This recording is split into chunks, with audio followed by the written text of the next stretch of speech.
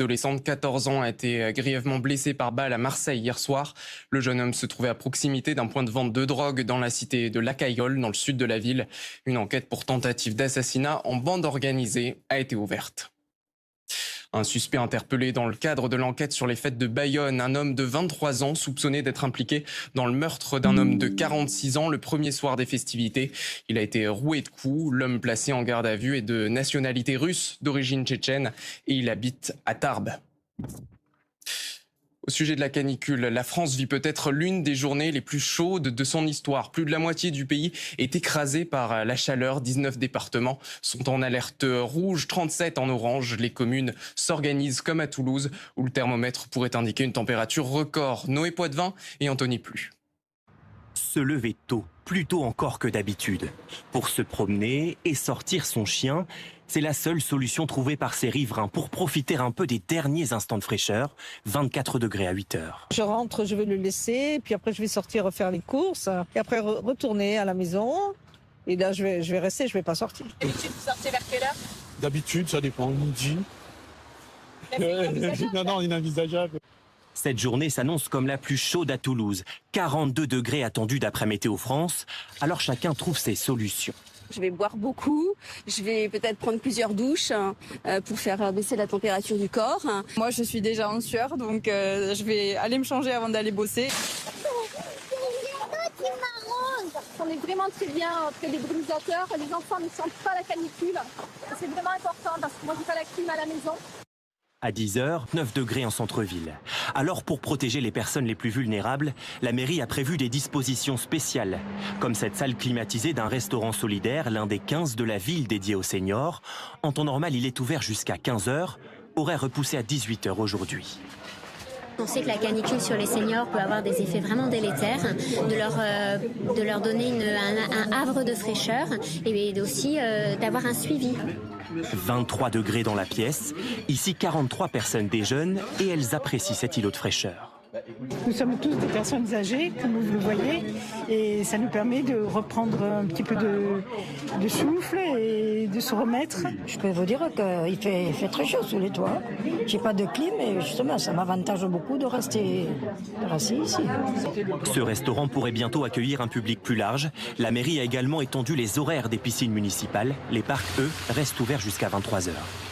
Des conditions météorologiques qui ont un impact sur notre quotidien. Les professionnels doivent se réorganiser. Comment les agriculteurs et les éleveurs s'adaptent-ils à ces températures exceptionnelles? Protéger leurs bêtes, arroser leurs récoltes. Voyez ce reportage de Francesco De Paquite et nos équipes en région. Dans cette exploitation de Saône-et-Loire, des plants de tomates à la merci d'un soleil de plomb. Pour les protéger, Mathieu Gauthier a été obligé de trouver des solutions. Les serres, comme on voit, nous on les peint avec une peinture à base de chaux pour refroidir la température à l'intérieur de la serre. Donc ça ombre quand il fait du soleil et quand il fait gris, ça redevient translucide. Mais avec une météo instable depuis le début de l'été, difficile de s'y retrouver. On a quand même eu des pluies cet été, donc la peinture à la chaux qu'on met, elle s'est quand même relativement enlevée. Et si on reblanchit maintenant, on prend des risques pour les cultures d'automne, parce qu'en automne, les jours sont plus courts, il fait moins de soleil, et donc du coup, après, la lumière, elle va pas assez passer pour la culture qu'il y aura derrière les concombres, quoi. Avec presque 30 degrés affichés par le mercure dès 10 heures du matin, travailler dans ces conditions devient très vite difficile. Il faut s'adapter à la chaleur et tout ça. C'est très lourd au quotidien, ça fatigue, mais bon, on s'adapte et c'est le métier. Autre conséquence de la canicule, des bêtes davantage exposées et qui doivent donc s'hydrater plus souvent. À Hitz, dans l'Allier, seulement 100 ml d'eau depuis 2 mois. Cet agriculteur n'a pas d'autre choix que de multiplier les allers-retours la journée pour se ravitailler. Tous les jours, c'est balayer des tonnes d'eau et on fait 20 km de tracteur pour rouler de l'eau. Ça vous inquiète? Ben oui, parce que c'est de plus en plus. Et de plus en plus souvent, de plus en plus tous les ans. Si les températures devraient baisser d'ici 1 ou 2 jours, Météo France ne prévoit pas de précipitations importantes d'ici la fin du mois. Cette canicule touche essentiellement le sud de la France. Au nord, l'air est plus respirable. Touristes et vacanciers l'ont bien compris. Nombreux sont ceux qui fuient les fortes chaleurs pour se réfugier en Bretagne ou en Normandie. Le dôme de chaleur fait le bonheur des professionnels du tourisme dans ces régions. Sylvie Bromberg et nos équipes justement en région. Pas un parasol sur cette plage des Côtes d'Armor. Mais du vent, et pas plus de 22 degrés. Ici, on supporte même une petite laine. Au camping du Pléneuf-Valandré, les touristes savourent cette fraîcheur bretonne. Nous sommes très heureux d'être ici, d'avoir juste 22 degrés ou 23 degrés, c'est vraiment exceptionnel et au moins on est très bien. C'est bien, c'est ventilé, la nuit il fait frais, ça c'est très bien pour nous. On avait dit qu'on repartirait peut-être demain, mais non, on va rester encore un petit peu. Même attirance cette année pour la côte normande. Ici aussi on fuit les grosses chaleurs. Sur la plage de Luc-sur-Mer, à quelques kilomètres de Caen, cet Auvergnat découvre la Normandie. En Grèce aussi, il fait extrêmement chaud et de nouveaux incendies ravagent plusieurs régions.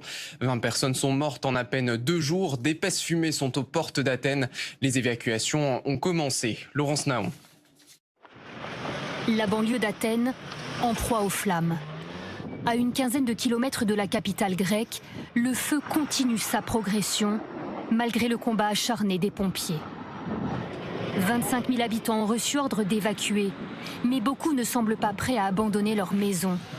Avec de simples tuyaux d'arrosage, ils tentent de mettre leurs biens à l'abri. On met de l'eau partout. On essaye de créer une zone de sécurité face aux flammes. On tente tout. Mais vous devez évacuer. Je suis prêt. Je suis prêt à partir. Mais je veux faire tout mon possible jusqu'à la fin. L'incendie se fait de plus en plus menaçant. Le feu est à 500 mètres d'ici et il descend vers nous. C'est dangereux de rester. Oui, c'est dangereux. Ils redoutent l'arrivée des flammes. Notre maison est plus haut, donc on descend, on a peur. Un peu plus loin, ces animaux ont été sauvés du feu. Des bénévoles les ont recueillis pour les mettre en sécurité. Désormais, une épaisse fumée noire enveloppe Athènes. L'odeur de brûlé envahit les rues. La plus grande forêt qui borde la capitale se consume. Hier soir, derrière le Parthénon, la couleur rouge laissait imaginer le brasier au loin. Et dans la nuit, les premières flammes sont devenues visibles, menaçantes. À Hawaï, 2 semaines après les incendies qui ont ravagé l'île de Maui, encore 1100 personnes sont portées disparues. Les efforts se poursuivent pour rechercher ces personnes manquantes. Camille Plaisant. Vue du ciel, Lahaina, petit paradis du Pacifique, ravagé. Depuis le début des incendies, les recherches continuent pour identifier les portées disparues. Le chef de la police de Maui l'affirme, les enquêteurs feront tout ce qu'ils peuvent pour retrouver les victimes. Nous avons une ville entière qui a été détruite et nous allons faire tout ce qui est en notre pouvoir pour que nous retrouvions les disparus. Un nombre de disparus qui pourrait augmenter au fil des jours. Alors pour aider les recherches, les fédéraux en appellent à la population. Le FBI a d'ailleurs engagé des agents pour collecter des échantillons ADN auprès des familles des disparus. Il s'agit d'une étape cruciale pour pouvoir procéder à une identification sur la base des tests ADN déjà effectués. Il est important que les familles qui ont perdu un être cher se rendent au centre d'assistance aux familles. 1100 personnes sont toujours introuvables sur une ville de 12 000 habitants, rayée de la carte. En bref, aux États-Unis, Donald Trump absent des débats, mais dans tous les esprits. Le favori pour la primaire républicaine le débat aura lieu cette nuit, mais l'ancien président a décidé de snober ce rendez-vous en raison de sa large avance dans les sondages. En Russie, c'est le 6e jour consécutif d'attaques de drones sur Moscou. L'armée ukrainienne a mené de nouvelles attaques visant la capitale et sa région. Dans la région frontalière de Belgorod, 3 personnes ont été tuées aujourd'hui. Retour en France, après la Polynésie et la Réunion, les élèves de Mayotte font leur rentrée aujourd'hui. Ils sont 115 000 à reprendre le chemin des classes. En métropole, ce rendez-vous est fixé au lundi 4 septembre. Et pas de surprise, en plein contexte inflationniste, la rentrée scolaire coûtera plus cher ce mois-ci. En partenariat avec Nielsen IQ, on a rempli le panier France Info, exclusivement de fournitures. Résultat des courses, c'est 6% de plus que l'an passé. Jordan Klein a disséqué le ticket de caisse pour nous. Et à l'approche de la rentrée, la course à la recherche d'appartements est lancée pour les étudiants. Une nouvelle épreuve aussi pour les parents qui font face à un marché très tendu.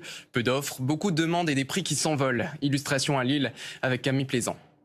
Pour trouver un appartement à 15 jours de la rentrée... Non, je suis désolée, plus rien à voir du tout.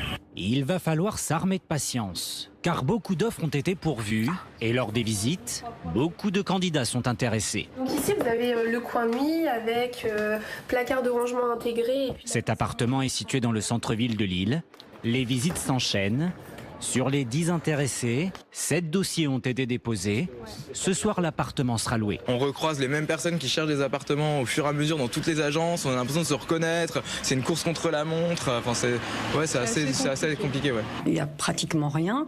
Il y a beaucoup d'arnaques aussi. Puis au bout du compte, quand ce sont des vraies locations, il n'y a pas. En fait, ça n'existe. Enfin, ça part très très vite. Et les agences constatent la difficulté pour les étudiants de trouver un appartement à l'approche de la rentrée. Il faut parfois attendre quelques jours. Conseiller, c'est d'attendre parfois début septembre où on a moins de demandes et plus, je dirais pas plus d'offres, mais un petit peu d'appartements qui vont rentrer avec la fin des contrats d'alternance. Une situation qui contraint les jeunes à revoir leurs projets. Dans un récent sondage, 20% d'entre eux ont dû retourner vivre chez leurs parents. C'est la fin de ce journal. Merci de l'avoir suivi. On se retrouve très vite pour une nouvelle édition. À tout de suite.